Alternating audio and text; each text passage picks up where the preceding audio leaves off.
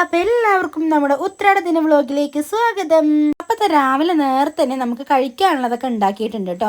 ഇവിടെ ചെറിയ രീതിയിൽ ഇന്ന് ഉണ്ടാക്കുന്നുള്ളൂ, നാളെയാണ് കേട്ടോ നമ്മൾ ഗംഭീരമായിട്ട് ഫുഡ് ഉണ്ടാക്കുന്നത്. അപ്പോൾ ഇന്ന് മത്തനും പയറും അവിയലും പിന്നെ അതേപോലെ ഒരു ഉപ്പേരി സാമ്പാറും പപ്പടവും മാത്രം നമ്മൾ ഉണ്ടാക്കിയിട്ടുള്ളേ. അപ്പോൾ ഫുഡൊക്കെ നമ്മൾ നേരത്തെ ഒരു 8 മണിയാകുമ്പോഴത്തേക്കും നമ്മുടെ ഫുഡൊക്കെ ആയിട്ടുണ്ടായിരുന്നു. പിന്നെ ഒരു 9 മണിയാകുമ്പോൾ തന്നെ നമ്മൾ സദ്യ കഴിക്കാനിരിക്കുകയാണ് കേട്ടോ.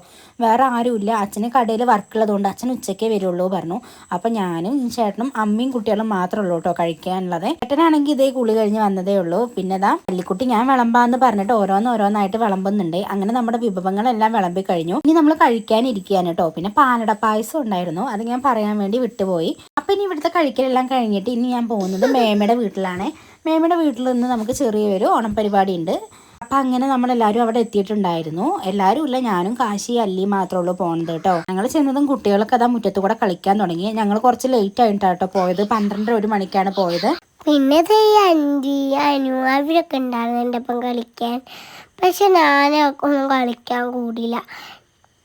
അല്ലിക്ക് ഞാൻ പറയുന്ന പോലെ വോയിസ് ഓവർ കൊടുക്കണം എന്ന് പറഞ്ഞിട്ട് അവരൊന്ന് ട്രൈ ചെയ്ത് നോക്കിയതാണ് കേട്ടോ ഗൈസ്. അപ്പോൾ ഇത് അമ്മയും അതേപോലെ തന്നെ അമ്മായിയൊക്കെ ഉമ്മർത്തി ഇരിക്കുന്നുണ്ട്. ഇതാണ് കേട്ടോ അമ്മ.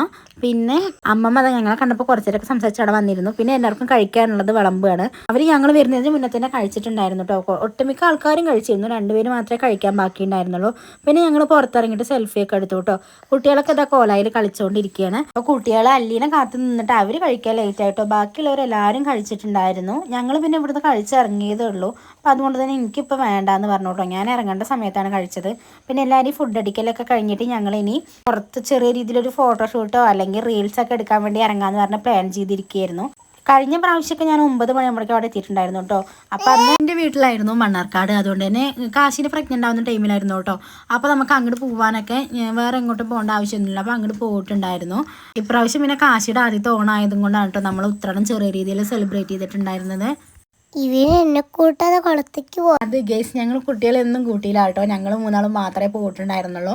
പിന്നെ ഞങ്ങൾ പോയി തിരിച്ചു വന്നപ്പോഴത്തേക്കും ഇത് അമ്മമ്മയും അമ്മായിയൊക്കെ അവരെ റീൽസാണ്. എങ്ങനെയുണ്ട്, നിങ്ങൾക്ക് ഇഷ്ടപ്പെട്ടെങ്കിൽ നിങ്ങൾ കമൻറ്റ് ചെയ്യണം കേട്ടോ, ഇഷ്ടമായി എന്നൊക്കെ. ഇൻസ്റ്റയിൽ റീലായിട്ട് അപ്ലോഡ് ചെയ്യാൻ വേണ്ടിയിട്ട് എടുത്താണ്. ഞാൻ തലേ ദിവസം ചെറിയ രീതിയിലൊന്ന് പോസ്റ്റ് ചെയ്യാമെന്ന് വിചാരിച്ചിട്ടുണ്ട്. പിന്നെ അതേപോലെ തന്നെ അമൃതയും അതുല്യം എടുത്തിട്ടുണ്ടായിരുന്നു കേട്ടോ വീഡിയോസൊക്കെ. സത്യം പറഞ്ഞാൽ ഇപ്രാവശ്യം അധികം നമുക്ക് എടുക്കാനൊന്നും പറ്റിയിട്ടുണ്ടായിരുന്നില്ല. പെരും മഴ പറഞ്ഞാൽ അത്രയും മഴയായിരുന്നു കേട്ടോ. മഴ നിന്ന ഗ്യാപ്പിൽ ഒരു അരമണിക്കൂറിൽ പോയിട്ടാണ് ഞങ്ങൾ ഇതൊക്കെ ഒന്ന് സെറ്റാക്കുന്നത്.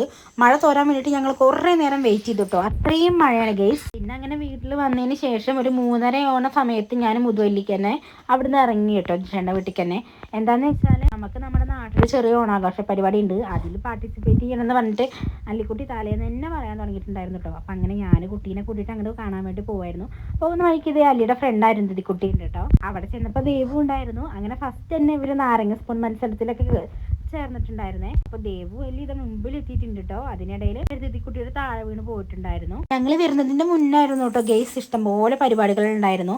പിന്നെ ഇനി ഇത് കഴിഞ്ഞിട്ട് ഉറിയടി, അതേപോലെ കുപ്പിയിൽ വെള്ളം നിറയ്ക്കല്, വടംവലി മത്സരമൊക്കെ ഉണ്ട് കേട്ടോ. പക്ഷേ കാശിക്കുണ്ണാണെങ്കിലോ ഉച്ചയ്ക്ക് ഒന്നും അധികം ഫുഡ് കഴിച്ചിട്ടില്ല കേട്ടോ.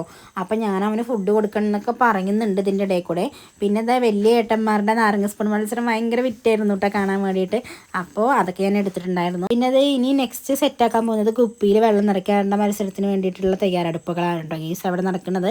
അല്ലിക്കുട്ടിക്കും അഴുതിക്കുട്ടിക്കും ദേവുവിനും പിന്നെ ഇങ്ങനെ എത്തില്ല, മുകളിൽ കുപ്പിയിലേക്ക് എത്തില്ല എന്ന് പറഞ്ഞിട്ട് അവർ അതിന് പങ്കെടുത്തില്ല ഗെയ്സ്. അങ്ങനെ ഇതൊക്കെ എൻ്റെ ഫ്രണ്ട്സാണ് കേട്ടോ, ഇവിടെ ഉള്ള കുട്ടികളാണ്. ഞങ്ങൾ അവിടെ നിന്ന് തന്നെ വേഗം ഇറങ്ങി കേട്ടോ. കാശിക്ക് വിശക്കാനും തുടങ്ങി. കുട്ടികൾക്ക് കുറച്ച് നേരം നിന്നപ്പോൾ തന്നെ കാല് കടച്ചിലും അതേപോലെ തന്നെ അല്ലിക്കും കുട്ടിക്കൊക്കെ വെയ്യ ക്ഷീണമെന്നൊക്കെ പറഞ്ഞിട്ട് അവിടെ നിന്ന് ഇറങ്ങി.